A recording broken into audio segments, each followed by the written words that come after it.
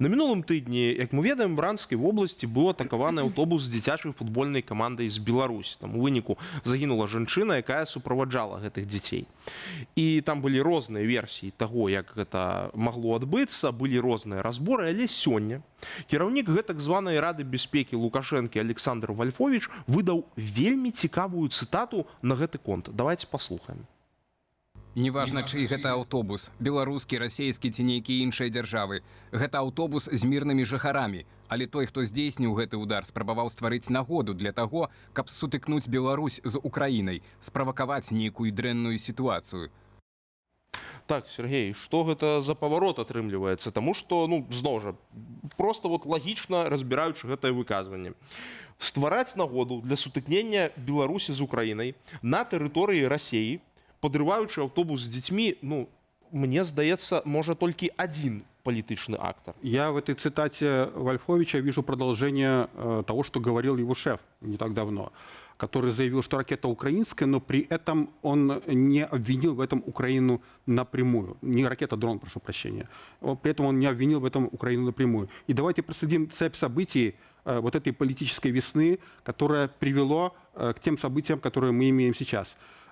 Что было? Агрессивные высказывания Лукашенко, как он муштровал своих военных, частичные мобилизации, сборы, проверка боеготовности. Внезапно приезжает Лавров. Значит, перед Лавровым был визит французского посланника от президента Макрона в Минск. О чем-то они там говорили. Приезжает Лавров, который нервничает, и которому кажется, что на Минск оказывают давление Запада, пытается его втянуть в игру вне участия Москвы. После этого визита Лаврова Лукашенко произносит речь, которая смягчает события, извиняется перед Зеленским. Далее следует то, что вы упомянули, подрыв автобуса с белорусскими детьми. У меня, как у наблюдателя со стороны, у меня нет инсайтов, но действительно возникает ощущение, что кто-то вот этот мирный трек, когда Лукашенко пытается разрядить международную обстановку в отношениях с Украиной, кто-то пытается этот мирный трек сломать. И действительно, единственная мысль о том, кто может быть в этом заинтересован, это Москва, это Кремль. Ну и потом, вслед за достаточно примирительными высказываниями Лукашенко, атакой на автобус, следует ультиматум Зеленского. С моей точки зрения, это непоследовательно, но я располагаю только той информацией, которая есть в средствах массовой информации. Якой рэакцыі Кремля мы можам чакаць на вось такія выказванні рэжыму Лукашэнкі? І ці не думаеш ты, Наталья, што, напрыклад, гэта можа быць нават такой падставай для зняцця гэтых рэтранслятораў, для таго, каб гэта публічна ў прапагандзе абыграць? Да, маўляў, вось, каб яны дзяцей нашых не забівалі, так мы хоць, штосьці зробім. Может быть, конечно, такой вариант. Еще один аргумент, что мы союзника СФО Беларусь будем как оборонять перед такой угрозой.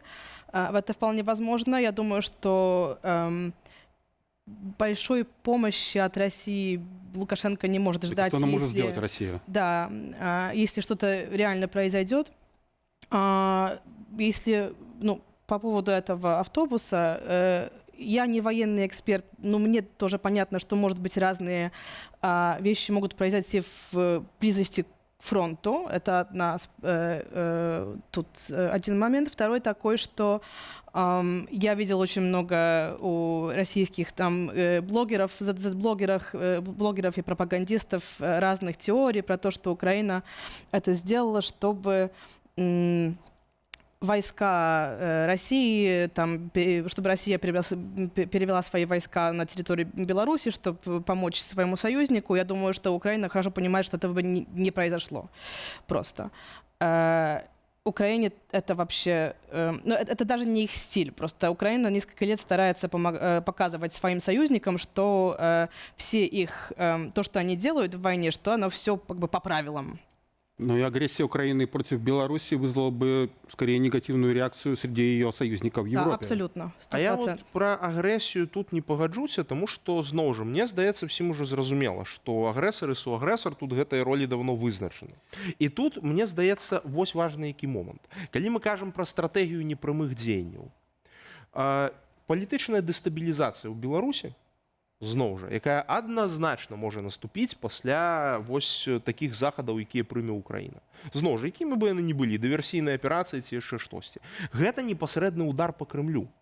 Таму што у Крымля зараз ёсць Лукашенко, які выконвае шэраг абавязкаў па падтрымцы расійскай ваеннай машыны, і любая палітычная дэстабілізацыя – гэта адцягванне рэсурса Расійскай Федэрацыі на тое, каб гэту дэстабілізацыю разруліць. Гэтым трэба займацца. Трэба гэта вырашаць і гэтак далей. То бок вот роўна пра тое, што ты, Наталья, узгадвала, толькі крышачку пад іншым вуглом.